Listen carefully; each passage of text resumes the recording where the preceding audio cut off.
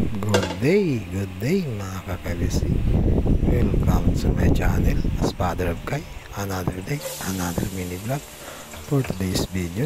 Ngayon, ang lulutuin natin for today ay magpapakbit naman tayo ngayon. Magugulay tayo ngayon mga kakabisi. At shoutout nga pala sa mga follower namin dyan. At lalong lalo na yung mga nanonood ng aming video. Welcome po kayo dito sa kanya. Yung mga hindi pa po nakapalo, follow na po kayo. Follow and share naman po. Malaking tulong na yun sa amin. Ang sahog ng ating pakit ay karning baboy. Yan ang kasahog natin ngayon sa ating pakit. Shoutout sa inyo lahat dyan, yung mga nagbangan ng video, at lagi kayong mag-iingat dyan sa araw-araw na nagawin ng ating Panginoon. Nalagay tayo ng oyster sauce. Papunta.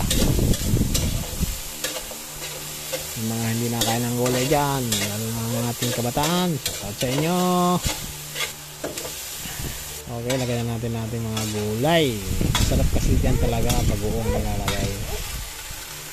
Yun ang pinakadabis talaga sa paktik. Kailangan talaga yung bagoong kasi hindi tayo nakabili. Hindi tayo nakabili ng bagoong. Kaya pwede na yung ating pagpalad. Naglagay tayo ng paminta. Siyempre magic sarap. Naglagay pala tayo ng cubes, beef cubes. Bakat baboy ang sahog. Saka siyempre yung siling green. Pagmabango lang yan. Pa-comment naman kung saan nakabot ang video na to para ma-shoutout namin kayo. Welcome na kayo dito sa Kayan. Sa lagi ho kayo mag-iingat sa araw-araw na bibili ng Panginoon sa atin. Ang bango, maglagay tayo ng ano dyan, konting tubig. Masarap kasi may sabaw. May sabaw-sabaw ang ating pinakbit na gulay. Okay. Pantay lang natin yan kasi pakuloy natin, matigas-tigas pang ating gulay. Kumaloy na. Okay na. Shoutout sa iyo, Julio Doria. Good day. Kung gusto mo ng ulap, kumuha ka rin eh. Magdala ka na lalagyan. At shoutout sa'yo. Okay. Ano pang hinihintay ninyo? Ready na kayo ng kanin dyan at sabayan nyo kami, mga kakabisi. Ang bango. Gulay is healthy. Bira kami magkarne, mga kakabisi. Gulay isda lang kami. Saka malang karne ngayon. Grabe. Ginto. Napakamahal ng isda. Nako, ngayon na naman tong alaga ko.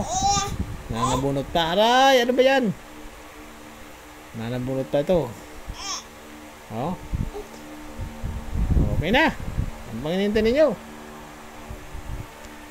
Magkita na kayo ng kanin niya at sabay nyo kami ngayong umaga. Mga kakabisi. Shoutout sa iyo, Doro. Okay, luto na ang ating pinakbit. Napakasarap niyan. Mga kakabisi. Yung may gusto dyan, mag-message lang kayo. Bangos na!